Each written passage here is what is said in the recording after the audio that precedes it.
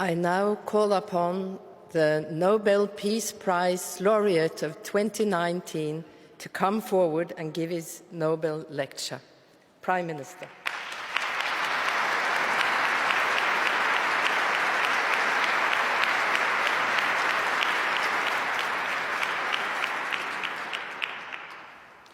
Your Majesties, Your Royal Highnesses, distinguished members of the Norwegian Nobel Committee, fellow Ethiopians, fellow Africans, citizens of the world, ladies and gentlemen.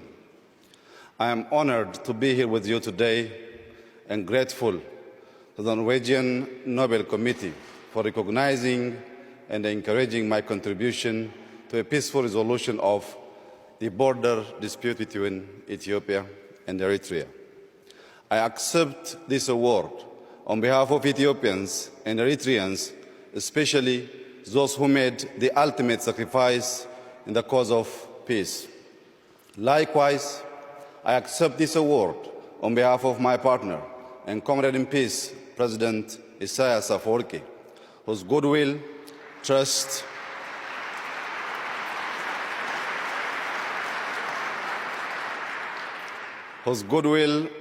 and commitment were vital in ending the two-decade deadlock between our countries. I also accept this award on behalf of Africans and citizens of the world for whom the dream of peace has often turned into a nightmare of war. Today, I stand here in front of you talking about peace because of faith.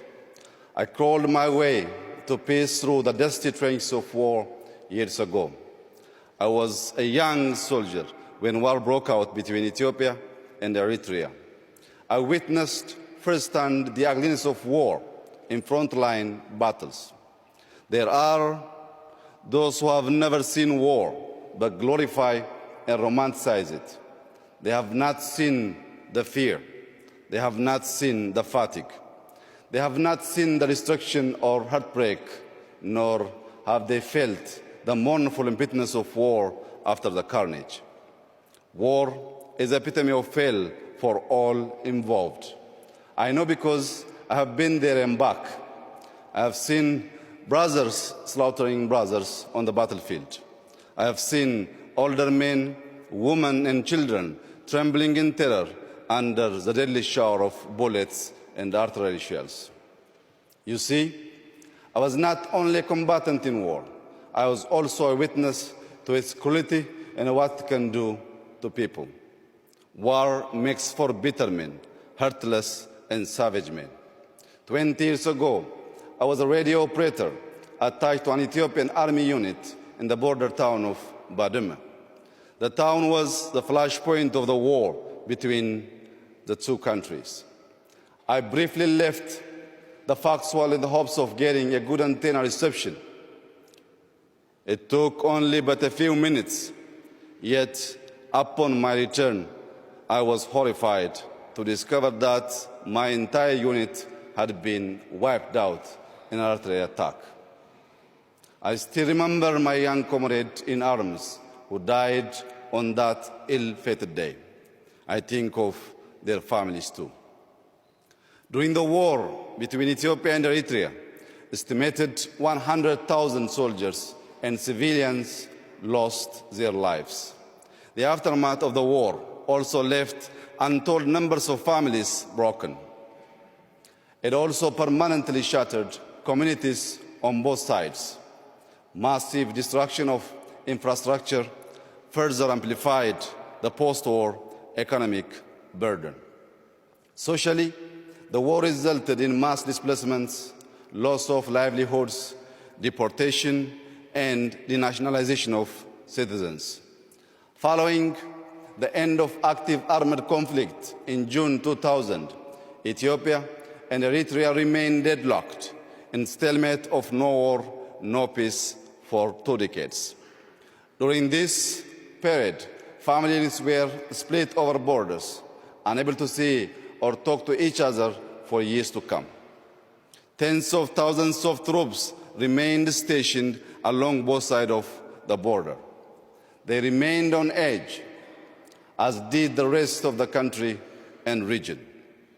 All were worried that any small border clash would flare into a full-blown war once again.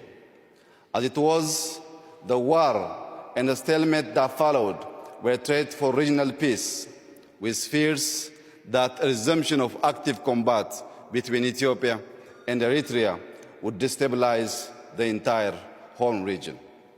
And so, when I became Prime Minister about 18 months ago, I felt in my heart that ending the uncertainty was necessary.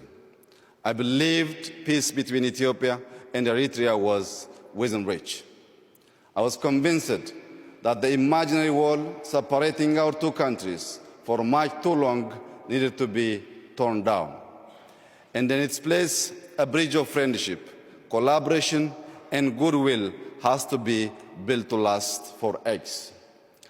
That's how I approached the task of building peace, a peace bridge with my partner, President Isaias Afwerki. We were both ready to allow peace to flourish and shine through. We resolved to turn our swords into plowshares and our spears into pruning hooks for the progress and prosperity of our people.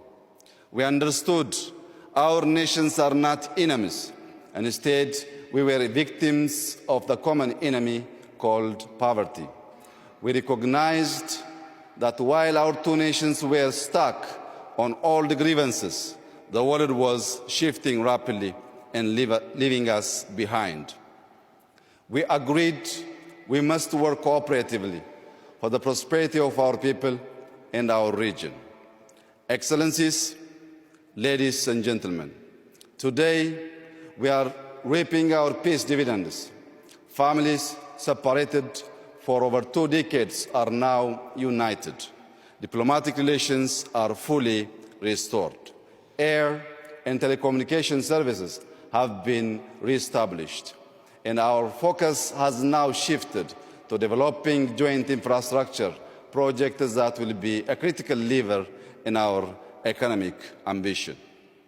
Our commitment to peace between our two countries is ironclad. One may wonder how it is that a conflict extending over 20 years can come to an amicable resolution. Allow me to share with you a little about the beliefs that guide my actions for peace. I believe that peace is an affair of the heart. Peace is a labor of love. Sustaining peace is hard work, yet we must cherish and nurture it. It takes a few to make war, but it takes a village and a nation to build peace. For me, nurturing peace is like planting and growing trees. Just like trees need water and good soil to grow, peace requires unwavering commitment, infinite patience, and goodwill to cultivate and harvest its dividends. Peace requires good faith to blossom into prosperity, security, and opportunity. In the same manner, trees absorb carbon dioxide to give us life and oxygen. Peace has the capacity to absorb the suspicion and doubt that may cloud our relationship. In return, it gives back hope for the future, confidence in ourselves, and faith in humanity. The humanity I speak of is within all of us. We can cultivate and share it with others if we choose to remove our masks of pride and arrogance. When our love for humanity outgrows our appreciation of human vanity, then the world will know peace. Ultimately, peace requires an enduring vision, and my vision of peace is rooted in the philosophy of Maddamar. Maddamar, an Amharic word, signifies synergy, convergence, and teamwork for a common destiny. Maddamar is a homegrown idea that is reflected in our political, social, and economic life. I like to think of Maddamar as a social compact for Ethiopians to build a just